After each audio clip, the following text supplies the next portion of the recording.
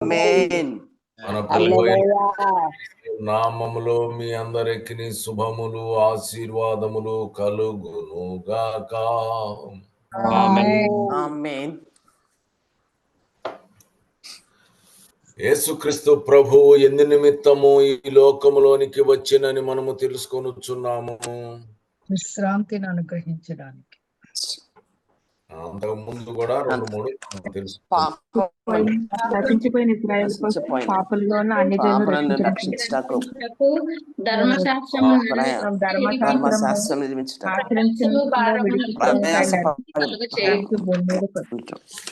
ఆమేన్. దేవునికి మహిమ కలుగును గాక. ఆమేన్. హల్లెలూయా. ఈ దినమున యోహాను సువార్త 9వ అధ్యాయము 39వ వచనాన్ని చూడండి. చూడని వారు చూడవలననియు, చూచువారు గుడ్డివారు కావాలననియు, తీర్పు తీర్చుటకై నేను ఈ లోకమునకు వచ్చునని చెప్పాను. ఆమేన్. ఆమేన్. గమనించారా ఏం చెప్తున్నారు? చూడవలెను. ఈ లోకములో ఆయన సృష్టిలో చూడని వారు కొందరున్నారు, చూచిన వారు మరికొందరు. ఏమి చూశారు, ఏమి చూడలేదు. కాబట్టి ఈ చూచేటువంటి వాళ్ళు, ఆ గుంపు వారు, వాళ్ళు చూడకుండా ఉండటానికి, ఎవరైతే చూడకుండా ఉన్నారో వారు చూడటానికి, ఆయన అనుగ్రహం అనుగ్రహించటానికి ఆయన ఈ లోకములోనికి వచ్చి ఉన్నాడు. చూచువారు ఎవరు అనగా ఇశ్రాయేలు జనాంగమే. ఏలయనగా లేవి కాండము 9వ అధ్యాయము 23వ వచనాన్ని మీరు చదివితే,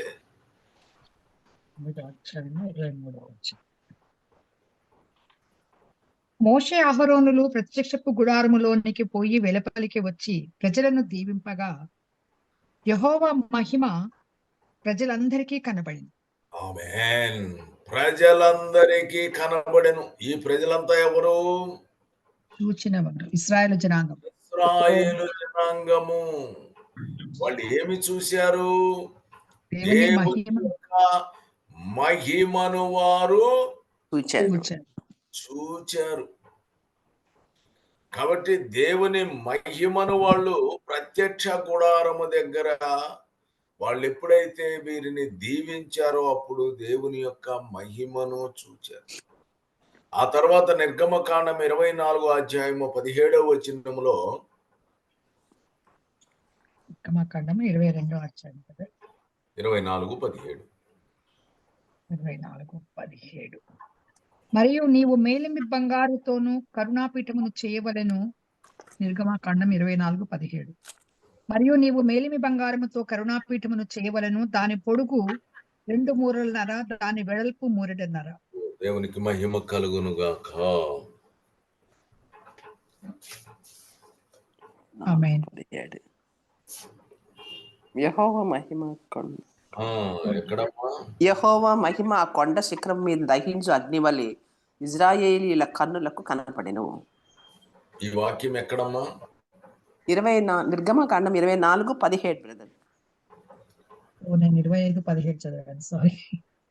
సరే. దేవునికి మహిమ కలుగును గాక. ఆమేన్. కాబట్టి ఇప్పుడు అక్కడ దేవుని యొక్క మహిమను దేవుడు ఆ మహిమను వారికి కనబరుచుకున్నాడు. దేవుడు వారికి ఆ మహిమను కనబరుచుకున్నాడు. దేవునికి మహిమ కలుగును గాక. ఆమేన్. సీనాయి కొండ మీద ఆయన మహిమను కనబరుచుకున్నాడు. ఇంకా సంఖ్యాకాండము 16వ అధ్యాయము 19వ వచనాన్ని మీరు చదివితే,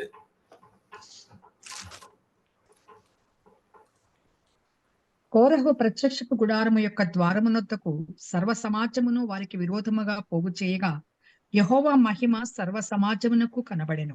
ఆమేన్. యెహోవా మహిమ సర్వ శరీరులో చూచారు. దేవునికి మహిమ కలుగును. అంటే ఇక్కడ చూచేటువంటి వారు చూడకుండా గుడ్డివారు కావాలి. చూడకూడదు. ఎందుకు చూడకూడదు? వీళ్ళు చూడకుండా వీరి యొక్క మనస్సు మీద ముసుగు వేయబడెను. కొరింథీయులకు రాసిన 2వ పత్రిక 3వ అధ్యాయము 14వ వచనం నుంచి 16 దాకా చదివితే 3:14-16.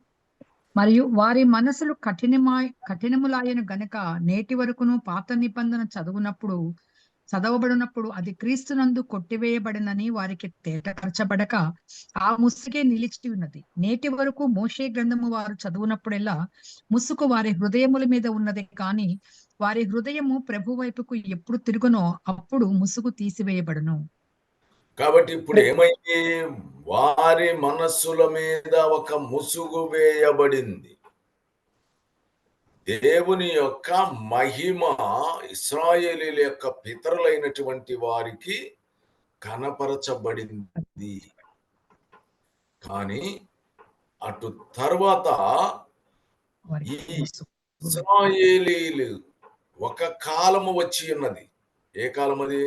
ఆ మహిమ ప్రత్యక్షమయ్యేటువంటి కాలము ఒకటి వచ్చింది. ఆ మహిమ ఎవరికి ప్రత్యక్షమయ్యే కాలము అనగా అన్య జనాంగమైనటువంటి వారికి ఆయన ప్రత్యక్షపరుచుకునేటువంటి కాలము వచ్చింది. కాబట్టి ఇప్పుడు అన్య జనులైనటువంటి వారికి ఆ ప్రత్యక్షత కనబరుచుకోవాలి అంటే అంతకు మునుపు ఆ మహిమను చూచినటువంటి వారు ఇప్పుడు గ్రుడ్డివారు చూడకుండా ఉండేవాళ్ళుగా ఉండాలి. అంతకు మునుపు చూడకుండా ఉన్నటువంటి వారు ఇప్పుడు ఆ మహిమను చూడాలి అనే తీర్పు తీర్చుటకై ఆయన ఈ లోకములోనికి నేను వచ్చాను అంటున్నాడు. ఎందుకు ఎలాగూ చేశాడు అంటే రోమీలకు రాసిన పత్రిక 11వ అధ్యాయము 25వ వచనాన్ని మీరు చదవండి. సహోదరులారా, మీ దృష్టికి మీరే బుద్ధిమంతులమని అనుకొనకుండునట్లు ఈ మర్మము మీరు తెలుసుకొనగోరుచున్నాను. అదేమనగా ఉన్నది అంటున్నాడు. ఆ మర్మం ఏంటి అంటే అన్యజనులు సంపూర్ణంగా ప్రవేశించు వరకు ఇశ్రాయేలీయులకు కఠిన మనసు కొంత మట్టుకు కలిగింది. సంపూర్ణంగా ప్రవేశించే వరకు ఇశ్రాయేలుకి ముసుగు నిలిచి ఉంది. ఎందుకు అన్యజనులు సంపూర్ణంగా ప్రవేశించాలి అంటే దేవుని యొక్క ప్రేమ గాని, ఆయన కృప గాని, ఆయన వాత్సల్యం గాని, దేవుడు లోకమును ఎంతో ప్రేమించెను. ఆయన సృష్టించిన, నిర్మించిన మనలను ఎంతగానో ప్రేమించారు. కాబట్టి దానిలో ఒక గుంపు వారిని ప్రత్యేకపరుచుకున్నాడు, కానీ లోకమును ఆయన ఎంతో ప్రేమించుకున్నాడు. కాబట్టి లోకములో ఇశ్రాయేలీయులు మాత్రమే కాదు, అన్య జనులైనటువంటి వాళ్ళు కూడా ఆ లోకంలోనే ఉన్నారు. అందుకని వీరినితో పాటు లోకంలో ఉన్న మిగతా వాళ్ళను కూడా ఆయన ప్రేమించాడు. కనుక 29వ వచనం 30వ వచనం చూడమ్మా, 30-31. గత కాలమందు దేవునికి అవిధేయులయుండి అప్పుడు వారి అవిధేయతను బట్టి కరుణింపబడితిరి. అటువలనే మీ ఎడల చూపబడిన కరుణను బట్టి వారును ఇప్పుడు కరుణ పొందు నిమిత్తము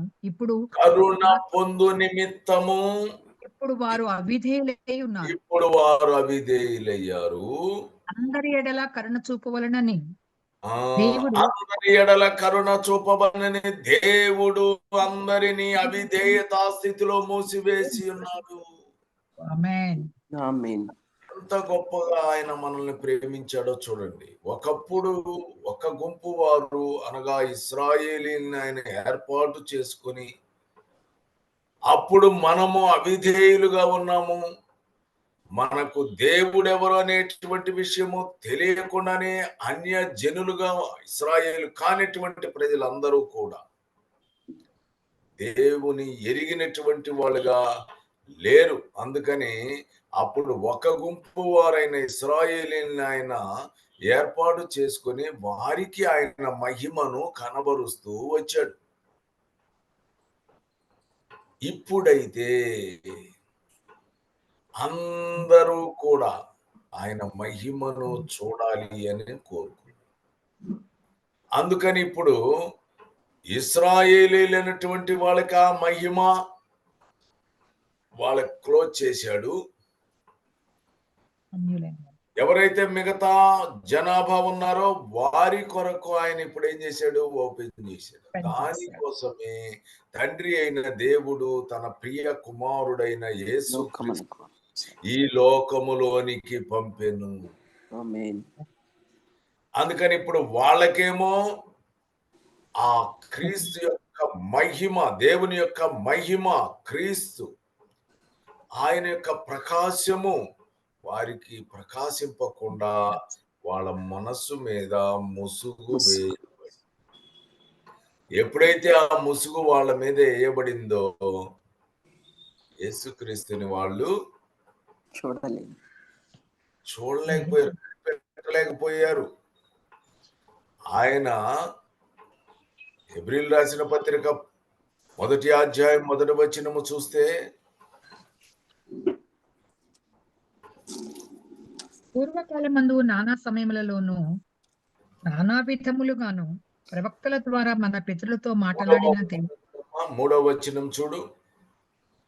ఆయన దేవుని మహిమ యొక్క తేజస్సును, ఎవరైనా యేసుక్రీస్తు ప్రభువు దేవుని ప్రతిబింబము, తేజస్సు, మహిమ యొక్క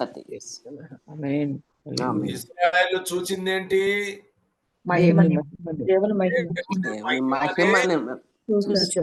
చూశారు. ఆ మహిమను వాళ్ళు చూచారు. ఆ మహిమను అన్యజనుల నుంచి వచ్చిన మనకు ఆయన కనబరచాలని ఉద్దేశం మీద వారి మనసుల మీద ముసుగు వేశాడు. అందుకని ఇక్కడ దేవుని మహిమ యొక్క తేజస్సు అని ఫుట్ నోట్ లో ప్రతిబింబము, బుద్ధిమంతమునయ్యుండి సరే దేవునికి మహిమ కలుగునుగాక. అందుకని ఇప్పుడు ఆ మహిమని మనకు కనబరచాలి. అందుకనే చూడని వారు, అప్పటి కాలమందు చూడనటువంటి జనాంగం ఎవరైతే ఉన్నారో వారు చూడాలి. చూడటానికి దేవుని కృప మనకి అనుగ్రహించి ఉన్నాడు. అందుకనే చివరికి వాళ్ళకి ఆ దేవుని రాజ్యము కూడా వాళ్ళ నుంచి తొలగింపబడి మనకు అనుగ్రహింపబడెను. మత్తయి సువార్త 21వ అధ్యాయము 43వ వచనాన్ని చూడండి.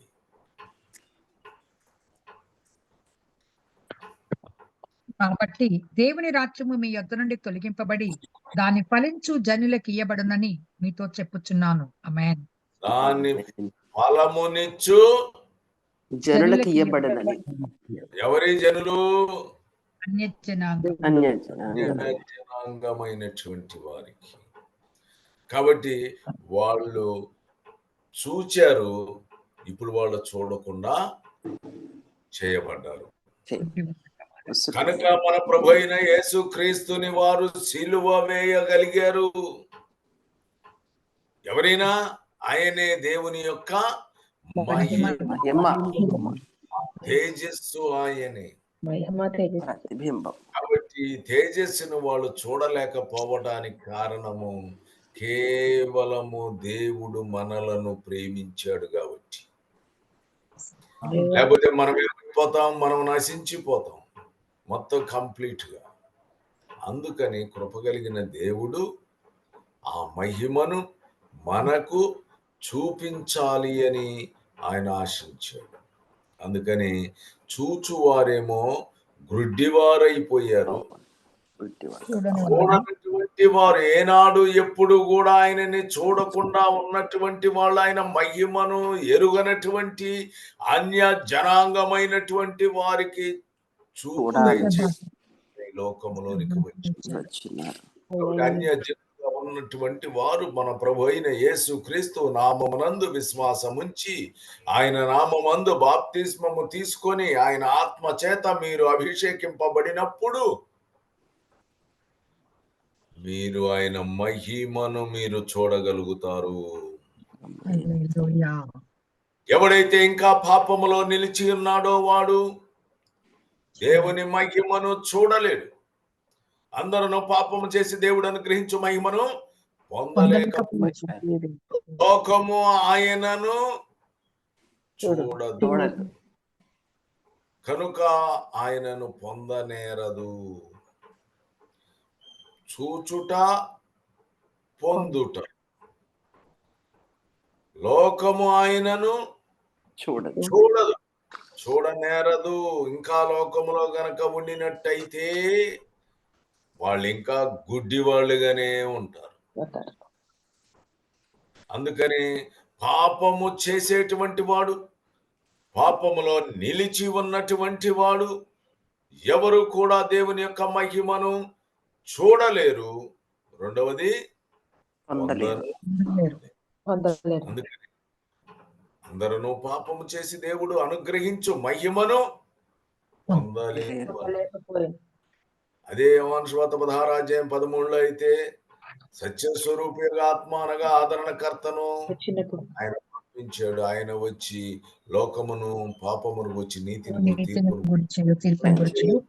కానీ లోకము ఆయనను చూడనేరదు. కాబట్టి ఇంకా లోకములో ఉండినట్టయితే ఆ మహిమ యొక్క ప్రత్యక్షత నీవు చూడలేవు. నువ్వు అనుకుంటున్నావు నేను నీతిమంతుణ్ణి, నీతిమంతురాలనని. నీవు అనుకుంటున్నావు నేను ప్రార్థనా పరురాలనని. నీవు అనుకుంటున్నావు అనేక రకాలైన విధానాల్లో నువ్వు భావిస్తున్నావు. కానీ ఆయన వాగ్దానం చేశాడు కదా, నా మహిమను సర్వజనులకు కనపరచెదను. కాబట్టి ఆయన మహిమ బయలుపరచబడింది. దానిని నీవు కన్నులారా చూడగలగాలి, నీవు పొందుకోవాలి. కానీ నువ్వు చూడలేక, నువ్వు పొందుకోలేకుంటే ప్రజల దృష్టిలో నీవు గొప్ప వ్యక్తివి కావచ్చేమో, కానీ దేవుని దృష్టిలో నీవేమై ఉన్నావో నిన్ను నీవు పరిశీలన చేసుకోవాలి. ఇంకా ఏమేమున్నాయో ఆయన సన్నిధిలో మోకాళ్ళేసి కన్నీరు విడిచి నీవు ప్రార్థన చేసినప్పుడు పరిశుద్ధాత్ముడు పాపమును గూర్చి తెలియజేస్తానన్నాడు. కనుక నీ అంతరంగములో దాచిపెట్టబడినటువంటి నీ రొమ్ములో నీవు దాచుకున్నటువంటి ఆ దోషముల, అతిక్రమణ, అపరాధ పాపములన్నీ ఆయన నీకు జ్ఞాపకము చేస్తాడు. వాటన్నిటిని నీవు ఒప్పుకొని విడిచిపెట్టి, పశ్చాత్తాపడి ఒప్పుకొని విడిచిపెట్టినప్పుడు సర్వజనులకు ఆయన మహిమను కనబరుస్తానని చెప్పబడిన మాట ప్రకారంగా నీవు ఆయన మహిమను చూస్తావు. ఆ మహిమను నీవు పొందుకుంటావు. వారు చూడాలి అని చెబుతుంటే నువ్వు ఇంకా చూడని స్థితిలో ఎలా ఉంటావు? నీకోసమే కదా. ఇశ్రాయేలు కొరకైతే ఆయన మహిమ ఇశ్రాయేలు పితరులైనటువంటి వాళ్ళు చూశారు. ఇప్పుడైతే నీవు చూడాలని ఆయన ఆశపడ్డాడు. లోకమునెంతో ప్రేమించిన ఆయన చూడని వారు చూడాలి అని ఆయన కోరుకున్నాడు. అందుకని ఆయన ప్రియ కుమారుడైన యేసు క్రీస్తుని లోకములోనికి పంపాడు. కాబట్టి ఇప్పుడు నీవు చూచుచున్నావా? నీ మనోనేత్రము వెలిగించబడిందా? నీ కన్నులు తెరవబడాలి. దానికోసంగానే ఆయన ఎమ్మాయి మార్గంలో పోతున్నటువంటి వాళ్ళ దగ్గరకు వచ్చాడు. వారి వద్ద ఒక రొట్టె తీసుకున్నాడు, వాళ్ళకి విరిచిచ్చాడు. అప్పటి వరకు యేసుని వాళ్ళు గుర్తుపట్టలేదు. యేసు వాళ్ళతోటే ఉన్నాడు, వాళ్ళతో మాట్లాడుతున్నాడు, వాళ్ళ హృదయం మండుతుంది, అన్ని జరుగుతున్నాయి. కానీ మహిమను వారు చూడలేకపోలేదు. ఆయన వారితోటే ఉన్నాడు, వాళ్ళతోటి మాట్లాడుతూనే ఉన్నాడు. కానీ వారైతే ఆయన మహిమను, ఆయనను, దేవుని యొక్క మహిమ అయినటువంటి ప్రభు అయిన యేసు క్రీస్తుని వారు చూడాలి. కానీ ఆ రొట్టె విరిచి, మీరు లూకాసు వార్త 24:30 కనుక చూస్తే, ఆయన ఏం చేశాడు? ఆయన వారితో కూడా భోజనమును కూర్చున్నప్పుడు ఒక రొట్టెను పట్టుకొని స్తోత్రము చేసి విరిచి వారికి పంచిపెట్టగా కన్నులు తెరవబడి ఆయనను గుర్తుపట్టి, వారి కన్నులు తెరవబడి ఆయనను గుర్తుపట్టిరి. ఆ మహిమను వారు చూచిరి. దేవునికి మహిమ కలుగును గాక. క్రీస్తునందు ప్రియ సహోదరి సహోదరులారా, నీవు ఆ మహిమను చూడాలి. నేను దేవుడు ఆ మహిమను నీ కనబరచడం కోసంగానే ప్రభు అయిన యేసుక్రీస్తుని లోకములను పంపాడు. ఆయన వచ్చి చూచువారు గుడ్డివారు అవ్వాలి అని, ఆ చూచేటువంటి వాడు గుడ్డివాళ్ళు అయ్యారు కనుక ప్రభు అయిన యేసుక్రీస్తుని సిలువ వేసి ఉన్నారు. ఇప్పుడు సిలువ వైపు చూస్తున్నటువంటి నీవు ఆయన మహిమను చూచేటువంటి వానిగా నీవు ఉండాలి.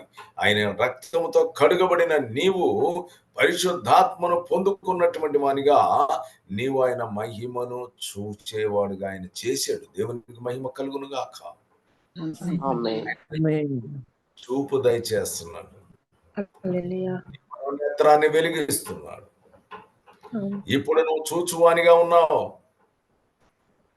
నీవు చూడాలి. ఆయన మహిమ నిరంతరము నీవు చూడాలి.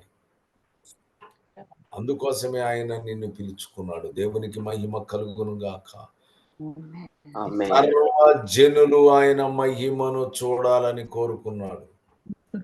ఇక ఇప్పుడు ఇశ్రాయేలీలు కూడా ఆయనకు లోబడినట్టయితే, ఆయన వాక్యము వైపుకి వారు తిరిగినట్టయితే, వారి మనస్సులు ప్రభువు వైపుకి తిరిగినట్టయితే వారి ముసుగు తొలగించబడుతుంది. వారు కూడా ఆయన మహిమను ఇప్పుడు చూడగలరు. ఇప్పుడు ఇరువురు సమానమే. ఇశ్రాయేలీయులు ఆయన మహిమను చూస్తారు, అన్యజనులు చూసిన మనం ఆయన మహిమను చూస్తాం. కాబట్టి దేవునికి మహిమ కలుగును గాక. ప్రస్తుత కాలమందు మనల్ని చూచేవారుగా చేశాడు. వారు గుడ్డివారుగా ఉన్నారు. మన ప్రవేశము సంపూర్ణం అయ్యేంత వరకు కూడా వాళ్ళు గుడ్డివారుగానే. ఎంత గొప్ప ఆయన కృపను మనకు అనుగ్రహించాడు. ఇంకా క్రీస్తునందు ప్రియ సహోదరి సహోదరులారా, గ్రహించండి. ఇంకా ఎవరైనా పాపములో కనుకొండినట్టయితే దేవుని మహిమను మీరు చూడలేరు. ఆయన అట్టి కృపను మన ప్రభు అయిన యేసు క్రీస్తుని మనకు అనుగ్రహించాడు. అట్టి కృప నీవు పొందుకోవాలి, నీవు ఆయన మహిమను చూడాలి. ఆ మాట ప్రకారంగా నేను ఈ లోకానికి నేను వచ్చాను అంటే చూచువారు గుడ్డివారు కావాలి. గుడ్డివారు వారు చూడవాలి. తీర్చడాన్ని నేను ఈ లోకంలోనికి వచ్చానన్నాడు. ఆయన ఈ లోకానికి వచ్చినటువంటి ఎందుకు వచ్చాడో మనకు తెలియజేయబడింది, అవకాశం మనకి ఇవ్వబడింది. కాబట్టి ప్రతి ఒక్కరూ, ఈ గ్రూపులో ఉన్న ప్రతి ఒక్కరూ చూడాలని నేను అభిలషిస్తున్నాను. దేవుడు అట్టి కృపను మనందరికీ దయచేయునుగాక.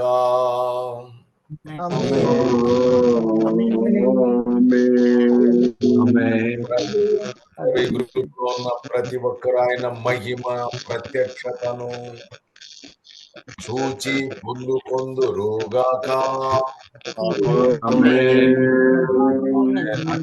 దేవుడు మనకందరికి అనుగ్రహించుగాక. ఆమేన్. చిన్న మనవి మాత్రం.